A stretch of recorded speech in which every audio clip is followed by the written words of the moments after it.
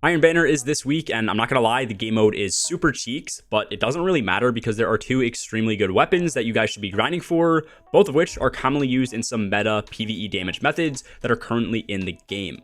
The two weapons are going to be GUNNORA'S Axe, which is the Arc Slug Shotgun, basically a Dollar Tree version of Philo, and then second is Roar of the Bear, which is a high impact solar rocket.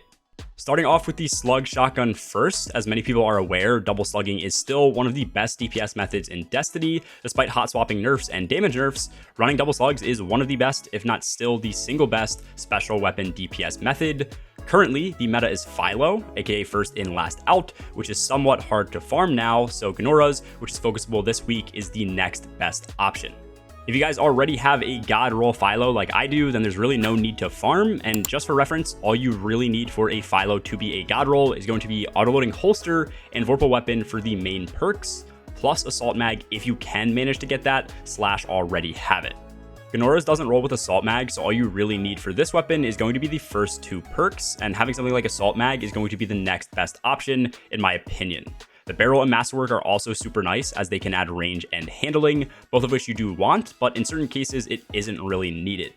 The base range is already pretty decent, and most of the time that you are using slug swapping, you're going to be sitting in a Well of Radiance with LUNAFACTIONs on, which just give you max range, or you're going to be super close to the boss that you're killing and never getting in that damage drop off range. In my opinion, handling is a better option to run with in general if you get things like Fluted Barrel and a handling masterwork, which you can see on my Philo. However, mods like Quick Charge are going to give plus 25 handling, so if your base roll already has 75, then you're always going to be maxed out. And then exotics like Dragon Shadow and Ophidians also provide increased handling, which can help with swapping too if your base handling is lower than 75. So once again, even if you don't happen to get the best barrel and the best mag perks, it really shouldn't matter.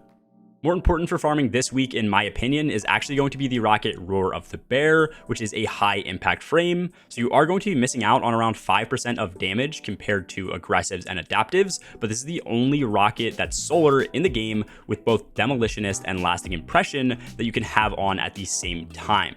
Hazen Vengeance does have both perks, but they're under the same column. This is going to be the best option for Warlocks who are dealing damage with Starfire fusion grenades and a rocket. Lasting, to my knowledge, is the best damage perk in the game when combined with Galley, and Demo is great for bypassing the rocket's reloads as you constantly throw fusion grenades. Not to mention that with the rocket being solar, you can now also get Font of Might with this combo as well. Quick Launch and Impact Casing are going to be the best options in my opinion too. Impact Casing is a go-to for some increased impact damage, and then I always prefer Quick Launch for increased handling, which should apply pretty often as you're going to be constantly spamming grenades. If you are playing solo, Gjallarhorn will still be better if I had to guess because of the grenade energy you get back from the Wolfpack rounds, but in team play, this is where Roar of the Bear is going to shine because you can get Wolfpack rounds through somebody else on Galley. Currently, this is one of the best boss baking strats to use for the Spire of the Watcher dungeon, allowing teams to easily one-phase the final boss even in the beginning of the season. If you guys want to farm these efficiently, make sure to hop into Iron Banner and also have an emblem on, and then also transmag all of your armor with an Iron Banner set to get the largest reputation bonus you can.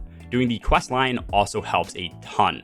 And then once you get a Roar of the Bear to drop, you can start focusing all of your engrams from Iron Banner into this weapon, or just do the same thing for GUNNORA'S Axe, and you will still continue to get random drops as you win or lose games.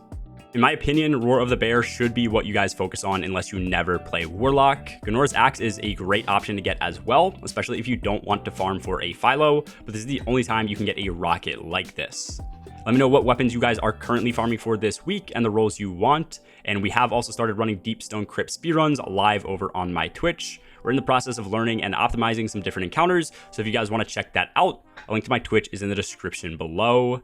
Anyways, that's all for this video, guys. As always, have a good one. Peace.